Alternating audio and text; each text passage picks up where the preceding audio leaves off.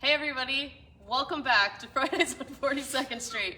Sorry that our 10 o'clock video was having some technical difficulties. If you're watching right now and you can't hear us, feel free to comment, because this thing's live.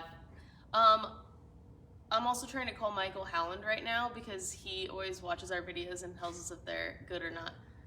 But he's not answering, so we won't do a live sound check on Facebook Live with him. I'm here today with Adam Fast because it's Autism Awareness Month in April, and he and I talk about people with autism in the arts and finding places for neurodiverse people and what that means, how we can best accommodate, learn from.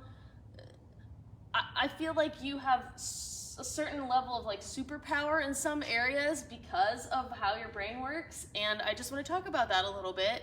Adam actually is the one who was like, we should talk about this live with a functional microphone. So Adam, say who you are, introduce yourself to us, and tell us why we're talking about autism with you. Well, first of all, Katie, thank you for bringing me back on Fridays on 42nd Street. No problem.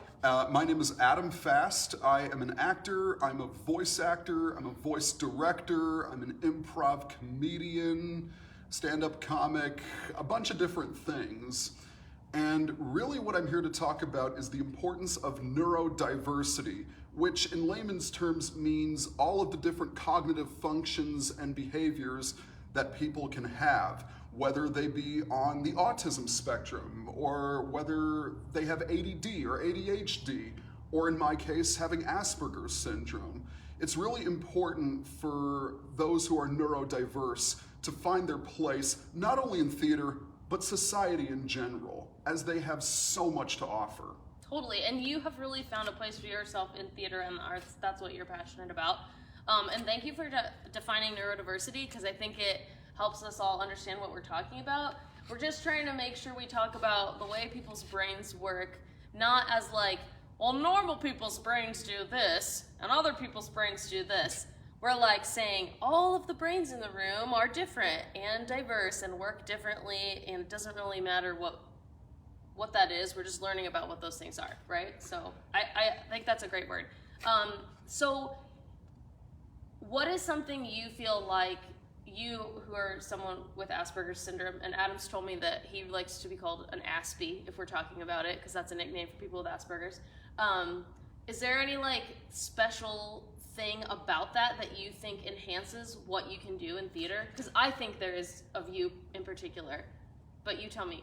It's funny you should mention that, because we were talking earlier about this, and one of the things that you said, which I completely agree with you on, is the fact that having autism and being on the spectrum, I'm not as inhibited as some people, which means I'm not afraid to try something different or a bold and big choice that maybe, for lack of a better term, a regular actor would do. Or just an actor who is not autistic. Mm-hmm. I think the fact that I don't have the typical theater training and the typical, shall we say, mindset that normal people do, I believe that's an advantage. I didn't go to school for musical theater, and I think that helps me in a lot of ways, because it really allows me to think outside the box in terms of what characters I can portray and what choices I can make when I'm performing on stage, or if I'm performing behind the mic. Okay, and one more question.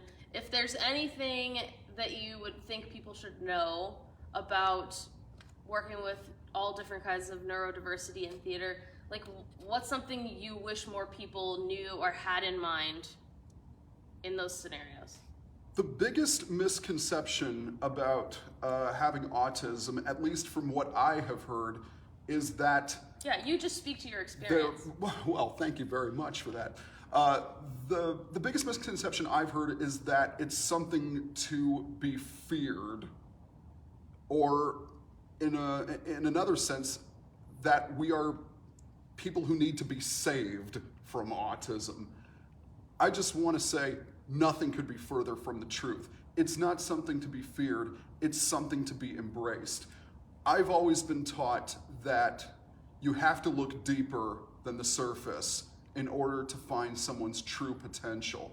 Because you never know, if you take a chance on someone with autism, they might make your show one of the most rewarding that you have ever done. And that's not just speaking as an actor, but speaking as a director, or speaking as a stage manager, or speaking as a volunteer. They can make your show incredible. So all I want to say is just give them a chance. You might be surprised. Thanks, Adam. Okay, before we go, we need to talk about Matilda auditions because they're this Sunday and Monday. Youth auditions are Sunday at 4:30 at the Playhouse. Adult auditions are Monday at 6 o'clock here. We brought some visual aids really quick, just gonna go rapid fire here. So obviously we all wanna be Matilda, but we're not all the right age or look for that role. So a few other things you could do if you are a young person, you could play Matilda's older brother, Michael. He's right here. And it's a really fun character. Sings a little, has some lines. Should be great. You also could play Mr. or Mrs. Wormwood if you're an adult. Those two roles are so fun and super over the top and ridiculous. You gotta be a singer, gotta be a dancer, gotta be a good character performer. We all know and love Miss Honey. I'm sure many of you are gonna be here for that. I actually pulled a picture of her because she's like one of my heroines. I think we've got a good amount of people signed up for this, but we would still love to hear people sing and read for Miss Honey on Monday. And then of course we have, here you hold Miss Honey. We've got this lady, Miss Trunchbull, that is a strong, strong character. If you haven't read the book, she's the principal of Matilda's school, was an Olympic shot putter, pretty mean, pretty tough, pretty over the top, has some great features in the show. So lots of room for adults who are character actors, actresses. There's even a spot, this looks like grown-up Matilda, but it also reminds me of a character in this musical, Mrs. Phelps, the librarian. She is kind of in and out of the whole course of the story, and it is a non-singing musical theater role for someone who would like to play Mrs. Phelps. So if you want to audition for that one, you can actually come Wednesday night, and this is all in the sign-ups for auditions, and you don't even have to sing to audition for Matilda the musical. Are you going? You said you're coming? Yes, I'm Adam's going to be auditioning as well. But For what, we do not know. I don't even know. There's also an acrobat and escapologist in this show. That is more like movement based. So if you're a mover, good at like physical storytelling and dancing, we still want to see you. You do have to sing a little bit Monday, but if you can carry your tune, we'll have you come back and dance for us the next day. There's a fantastic production team working on this show. David Van Cleve, Brandon Record, Allison Schaefer, Jenna Darcy, great designers as well that I'm not going to name all of right now. But please consider auditioning. It's going to be a really fun summer. It's a beautiful show, and sign up. Or if you don't want to sign up because that's overwhelming, show up on Monday. Come a little bit early and we'll get you signed up and we'll get you a spot and we'll listen to your song. So if you have questions, let us know. Adam, thanks for talking to us in April Autism Awareness Month. And everyone, happy openings. A bunch of shows are opening tonight, so go see some theater this weekend. Bye.